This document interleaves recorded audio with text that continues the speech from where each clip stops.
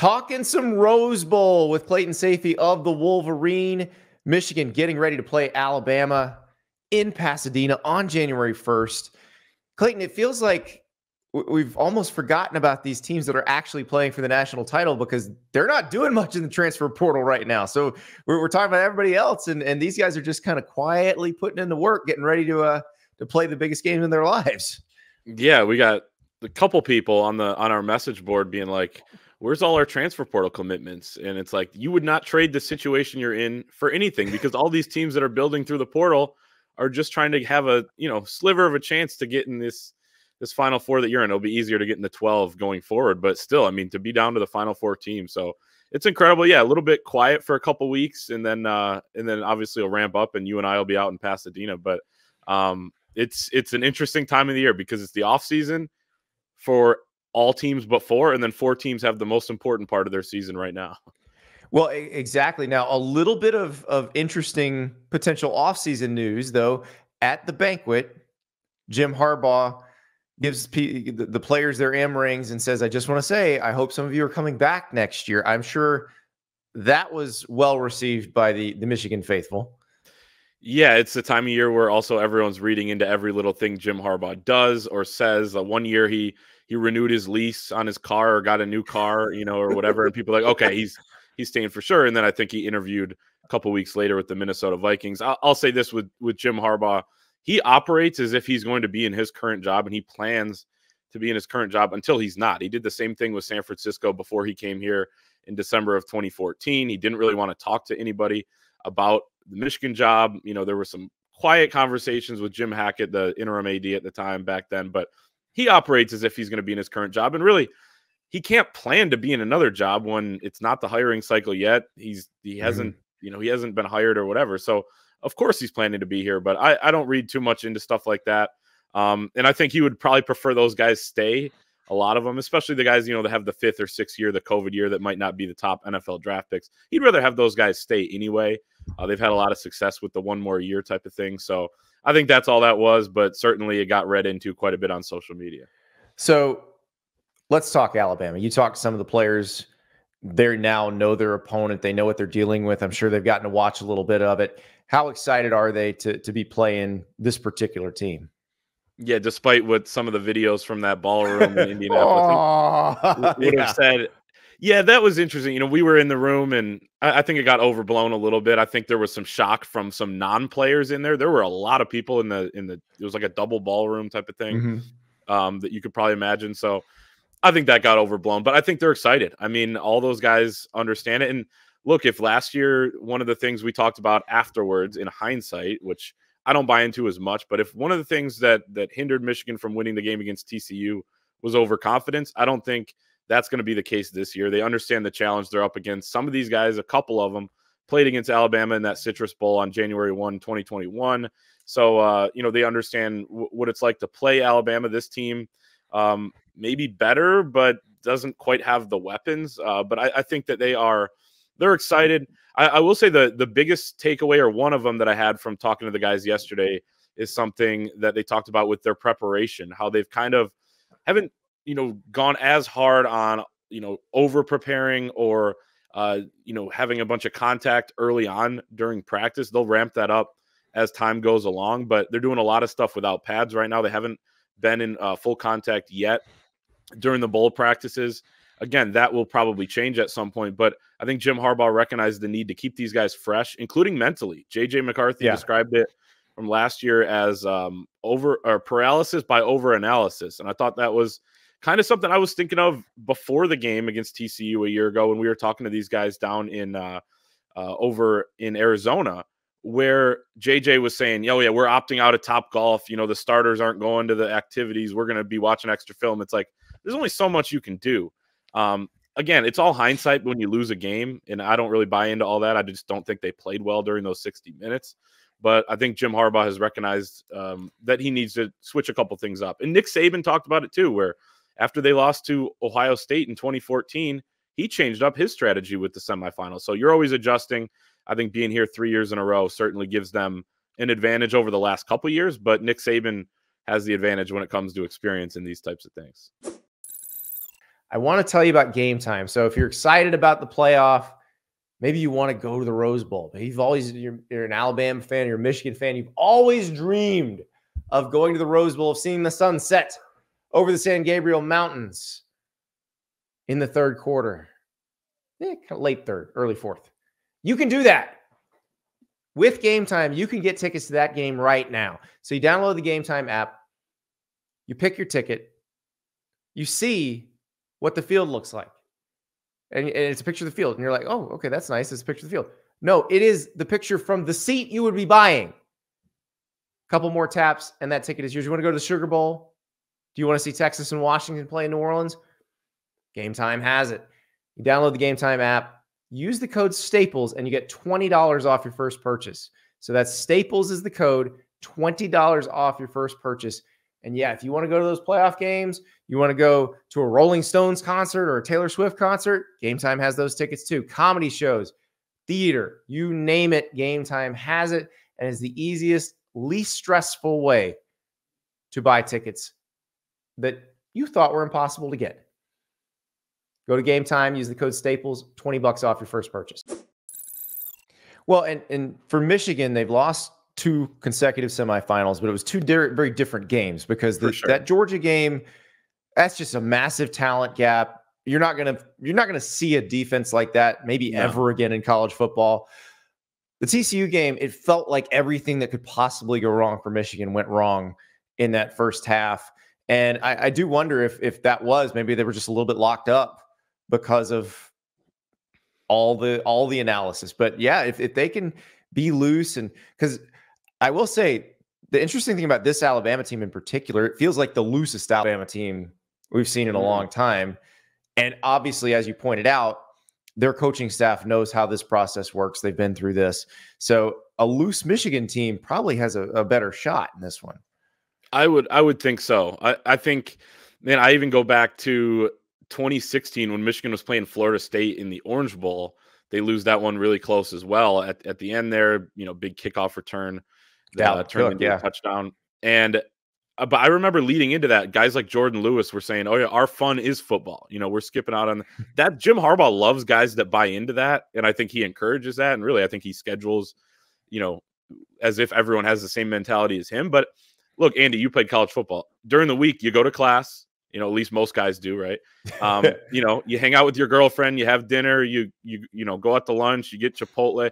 Like, you're not just doing football all week. So when it's the bowl game season, it's the biggest game of the year, you still got to have a little bit of a mental break. That's how I saw it. I just felt like they were a little overloaded last year. Yeah. But again, I also think they just made a bunch of mistakes and didn't make, that one extra play they needed to make. So I think if they can do that this year and play their best game, they'll be fine.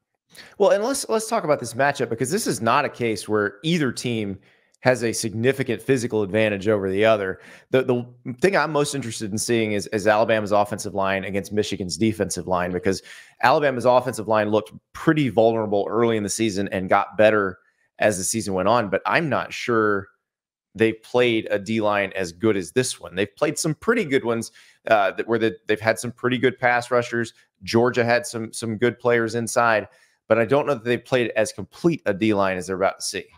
Yeah, they're going to see these guys come in waves, right? I mean, they're going to sub a lot. Michigan has their rally groups, they call them, where, a couple guys on the interior are in, and then, they have a few plays, and then here come, another 2 guys that are really damn near just as good as the other one. So you're going to get that. You're going to get 4 edge rushers that play well. I was looking at it with, pressures on PFF. Dallas Turner, Chris Braswell, they lead the SEC with like 52 and 50 pressures, I think it is.